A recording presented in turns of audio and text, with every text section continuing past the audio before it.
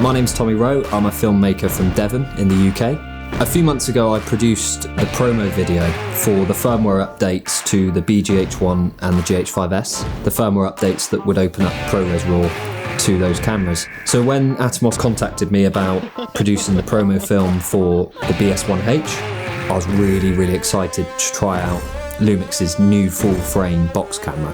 So I've been using the Ninja V for a few years now, and it is absolutely integral to my kit. Not only is it a fantastic production monitor, but it also expands the functionality of the cameras that I use. It gives you the flexibility of ProRes as well as opening up the power of ProRes RAW. As a production monitor, the form factor is amazing, especially for what I do. It has all of the monitoring tools on there that I use frequently. The other great thing with the Ninja V is they are so reliable. Over the years I've thrown all sorts of conditions at them. Dry this off. You've got confidence that the kit isn't going to let you down, and for me and the kind of work that I do, that's really important.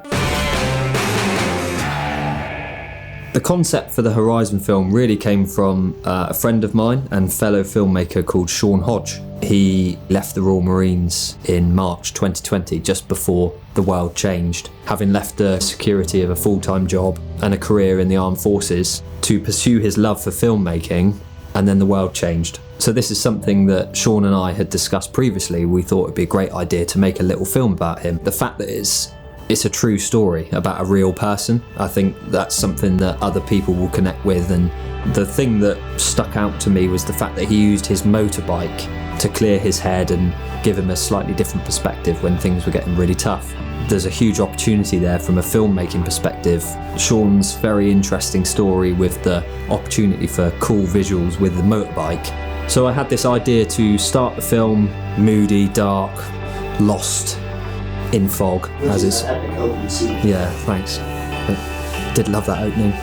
And then finish with golden hour, bright, to kind of represent how he's now looking ahead to that horizon, and he's actually looking forward to it again. Part of the problem that we experienced was weather in this part of the world. It's very changeable, but it also gave us something to work with the weather being a metaphor for how he was feeling, and we were lucky that it all planned out as we wanted it to. So day one of the shoot, we decided to get ourselves out very early in the morning to shoot some scenes of Sean on his bike, but the main purpose really was to shoot a cool intro to the film that would really sell the place he found himself in. Quite alone, and he couldn't see the horizon. He couldn't see a way through this wall of fog. So we found this lone rock. We were very lucky that the weather conditions were perfect to really represent that. Things. Yeah. On one of them I might stand right in the middle of the road. Yeah, so just don't hit me. For these shots and the opening sequence, I was using two BS1H and Ninja V rigs, a gimbal setup for the tracking shots, and then a handheld rig. Just go just past me, then come back in here. Yeah. Settings wise, I shot everything in these scenes at 5.9K, 23.98 frames per second. I only used two lenses in these shots, the LUMIX 24-105 f4 and the 50mm f1.4. We started off by grabbing some ride-bys in the foggy weather. That's a fair speed. I did feel for Sean a bit because it was pretty cold and wet, but he took it in his stride. So far, we've got like 2 shots. 10 passes, 2 shots. Hopefully it clears up a bit. I've got something on my front brake is ticking. Oh really? Yeah. The weather was actually the main challenge really. We were on high ground, basically in cloud. The moisture was just in the air all around you and everything was getting soaked. On mine then. Yeah. Just gonna try and dry this off a little bit.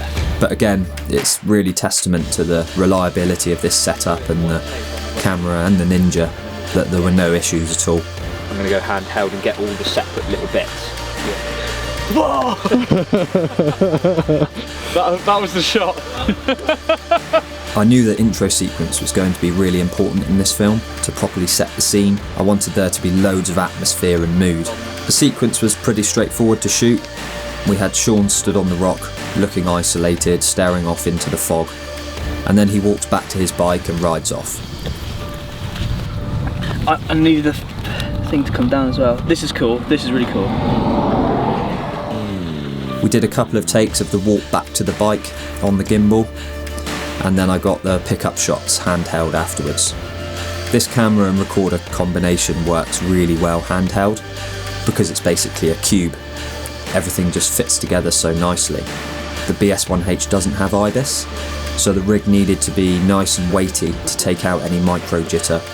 I decided to power the whole rig via V-mount, which helped a lot with that. Personally, I'm a massive fan of an organic handheld look, and whilst IBIS definitely has its place, it's not something I particularly need or look for in my cameras.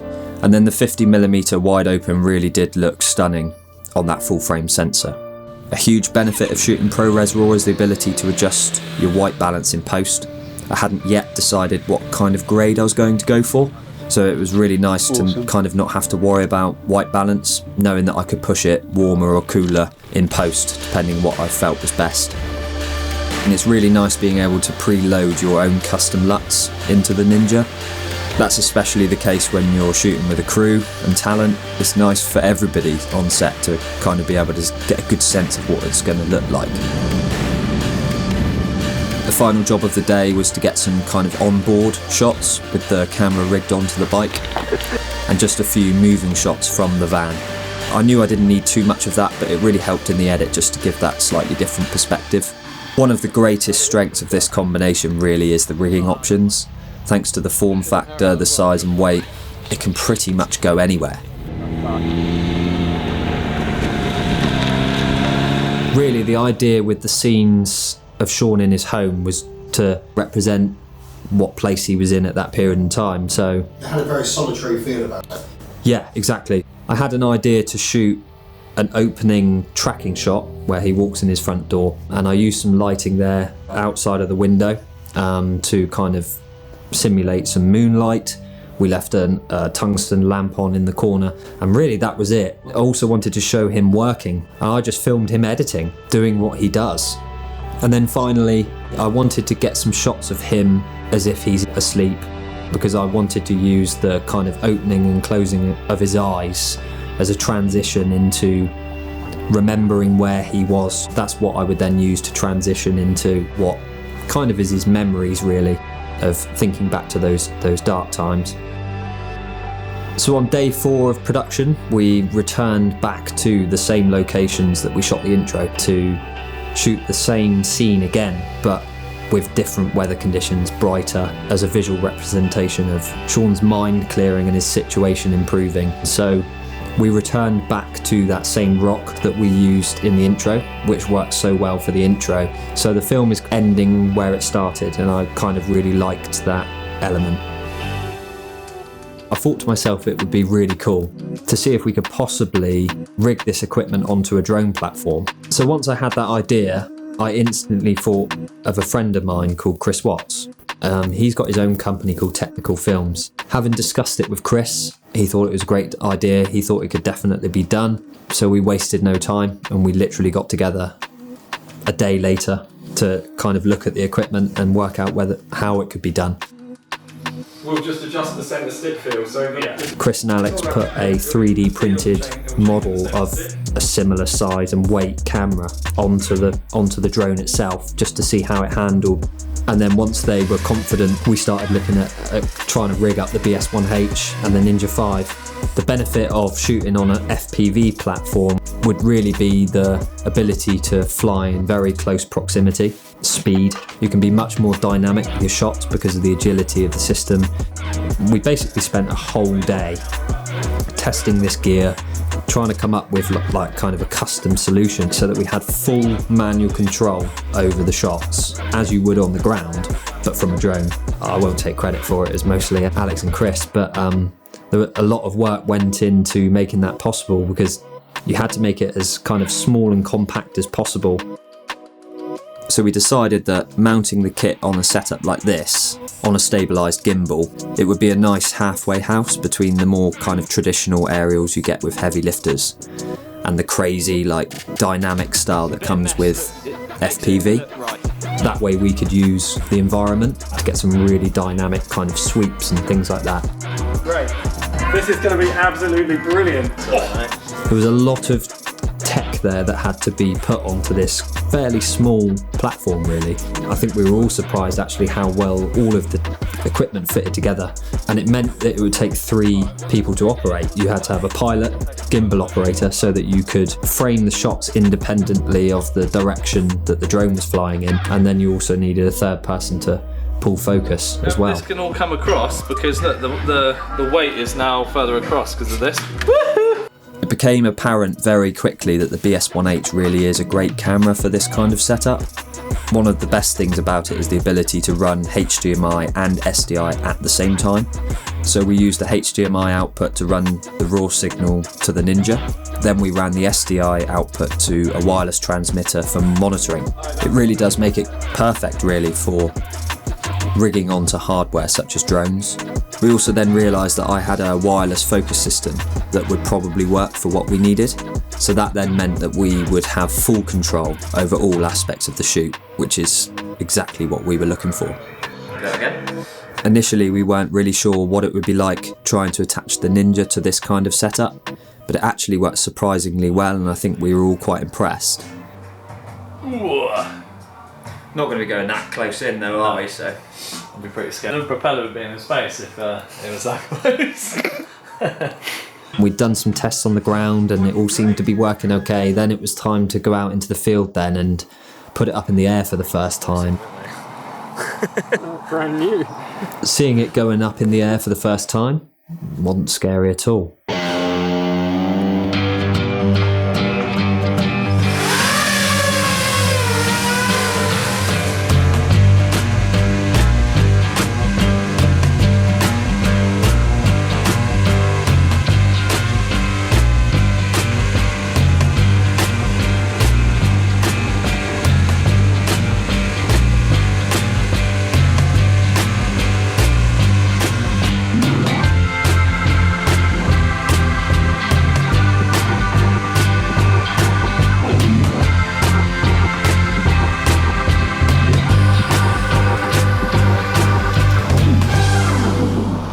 Never any doubt in my mind. Once we'd completed a few test flights and we were confident that all was working well, we were pretty much all set for the following day.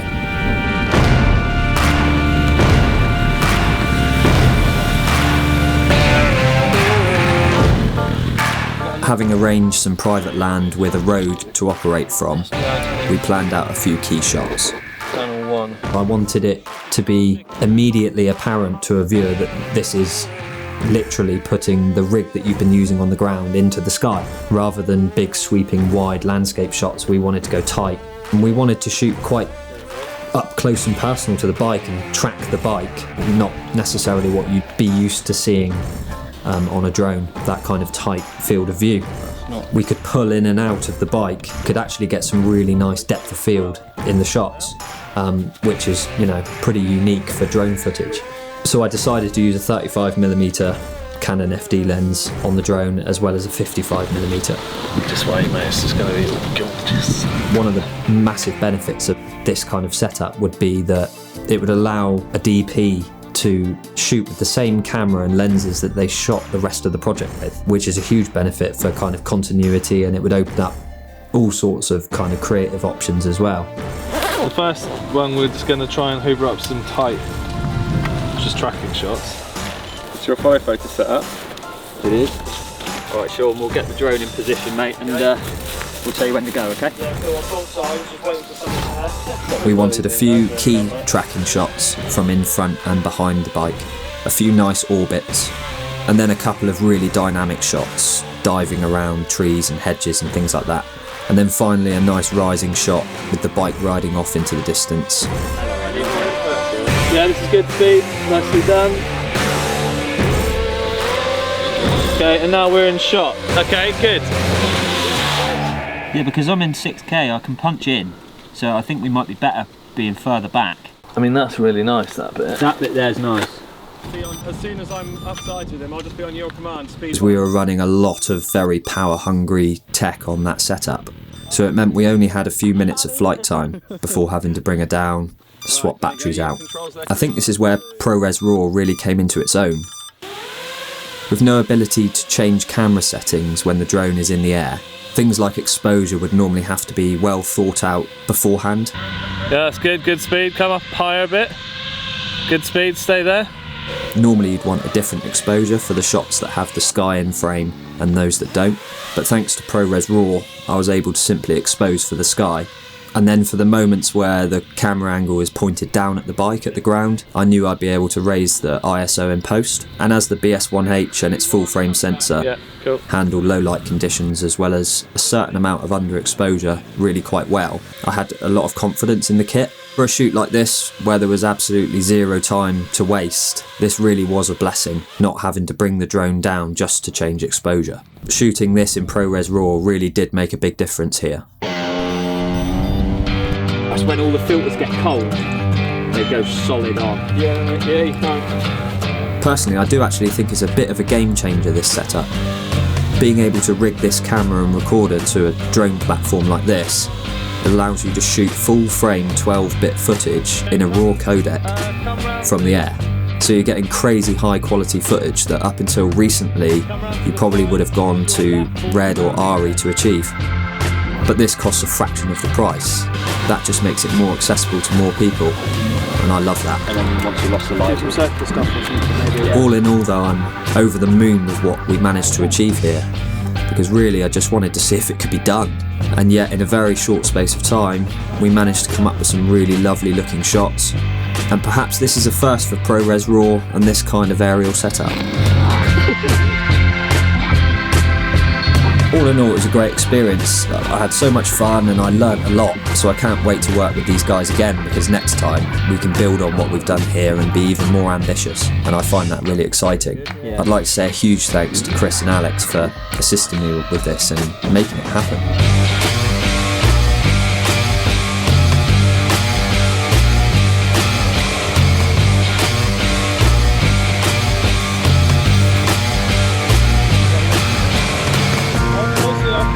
I just kept my thumb where it was and it seemed to just work.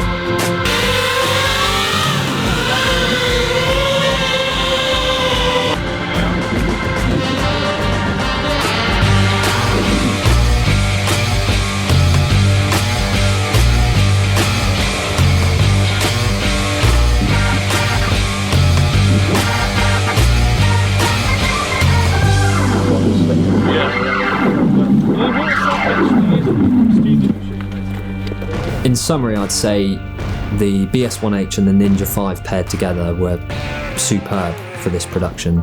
The form factor of the BS1H, that small, light, I mean it really is tiny. The rigging possibilities really are endless. The Ninja 5 was brilliant, rugged, bright, opened up the possibilities of ProRes RAW. Those two combined together really do take some beating.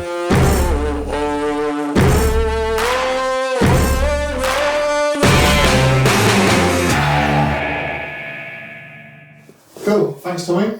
Cool, we done? So, I'm looking forward to the next film. Me too, me too.